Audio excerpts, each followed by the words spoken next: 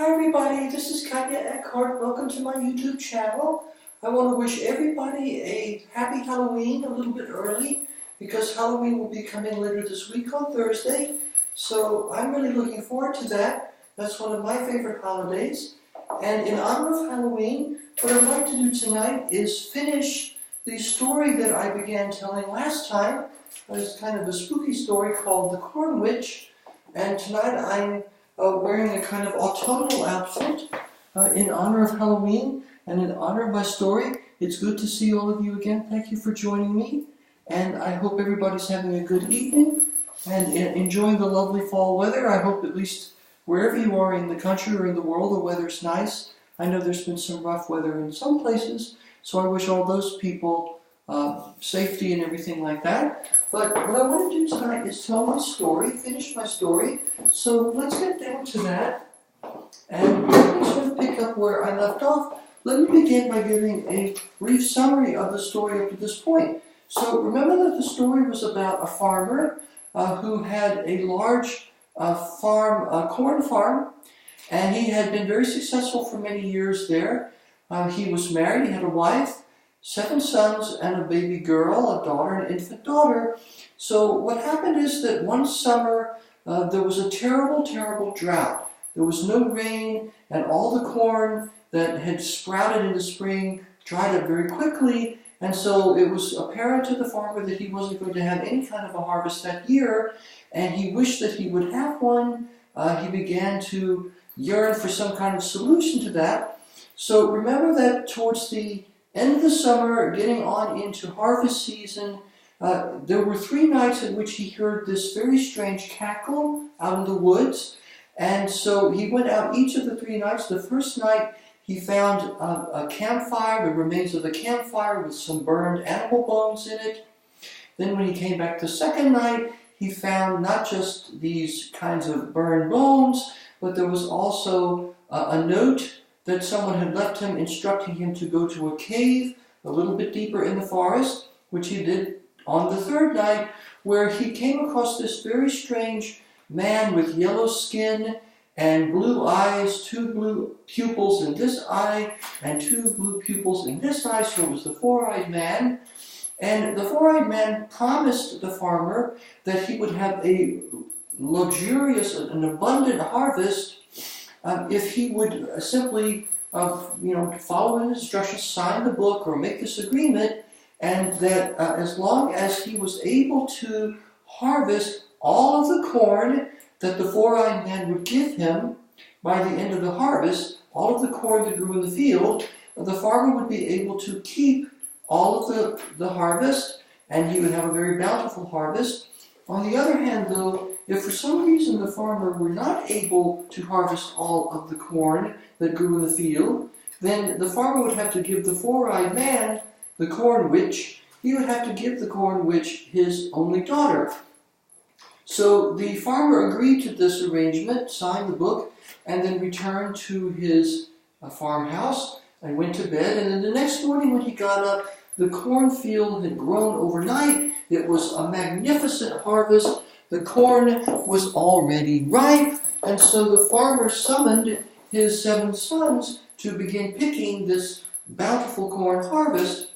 And very soon they discovered, though, that each time they would bring a few ears into the barn, by the time they returned to the field, unfortunately, those ears had to be replaced by brand new ears, and no matter how hard they picked, or how long they picked, or whether they worked in shifts or anything like that, they were not able to pick corn in time to keep it from growing back, so that it became very clear that the farmer was not going to be able to harvest the entire corn crop. He'd been tricked by the corn witch. So at this point, the farmer had not told either his sons or his wife about this agreement that he'd struck with the corn witch. So that's where the rest of my story picks up.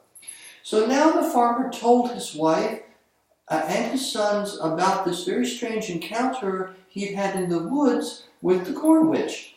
And the farmer's wife was extremely clever.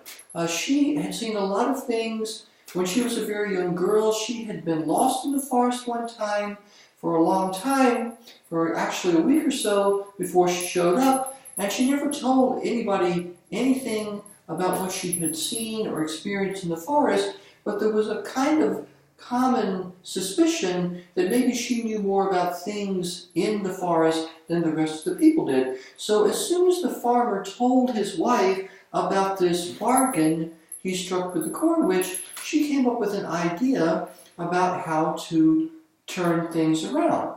So the first thing they did was they stopped picking any more corn, because that was a fool's errand. That obviously was not going to work. And so what they did instead was the wife instructed her husband and his 7 sons to go into the field and create a very, very large maze with a lot of twists and turns, and it was very, very difficult to find the center of this maze. For some reason, the farmer's wife knew this maze by heart. She had it in her mind, and so she knew the solution to the maze, and she could explain that to the farmer and to the sons. But anybody else who tried to figure out this maze would very easily get trapped in it, would get drawn into cul-de-sacs, and sort of wander and keep wandering, because it was a very, very complicated maze that she instructed the farmer and his sons to carve with scythes in the middle of the cornfield. So they did that, and the next day the farmer was out looking into the field, and he noticed that here was coming the corn witch. The corn witch was coming to collect his end of the bargain, because it was clear that the farmer was not going to be able to harvest all of this corn. So the farmer watched the corn witch come and approach him, and the farmer said, well, look, I understand now that I'm not going to be able to harvest all of the corn, so per our agreement, I agree to give you my daughter, my baby girl, my infant daughter, and I have placed her in the center of the field, the cornfield, and all you have to do is collect her. I decided that I didn't want you to come into my house because I was afraid that you might leave some kind of bad vibe behind. So I took my daughter, I wrapped her in a blanket and put her in a crib at the very heart of the cornfield. So all you have to do is go and retrieve her, and then I will let you have it, my daughter, and I will concede defeat in this bargain that we struck. So the corn witch naturally was very excited about this and was very pleased because he had outsmarted the farmer. So immediately the corn witch plunges into the cornfield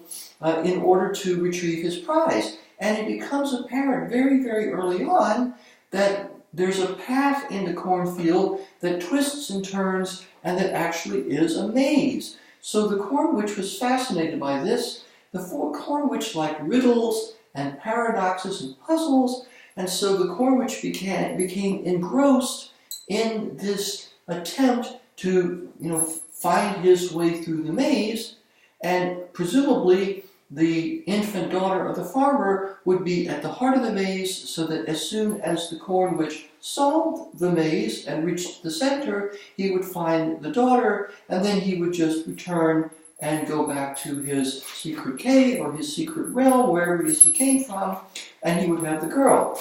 Now, while the corn witch was in the corn maze, following these twists and turns and becoming more and more drawn into the maze, becoming more and more confused, and coming into deeper and deeper consternation, the farmer summoned his 7 sons, and they formed a circle around the field, and they had torches.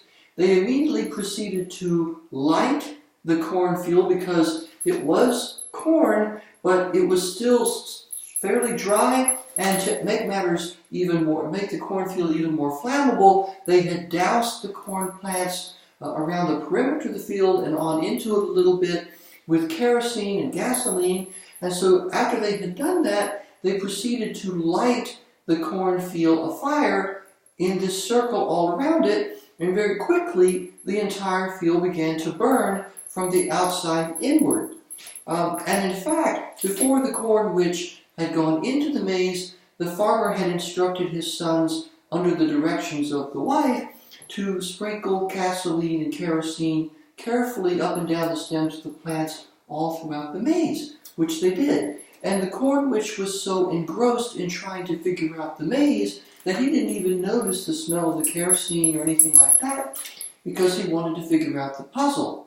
So very quickly, this entire field caught fire, and it began to burn from the outside in, and eventually the corn witch realized that he was trapped in this field, and before he could escape, it was too late. He caught fire and was burned up completely. He was completely incinerated, and nobody ever heard of the corn witch ever again.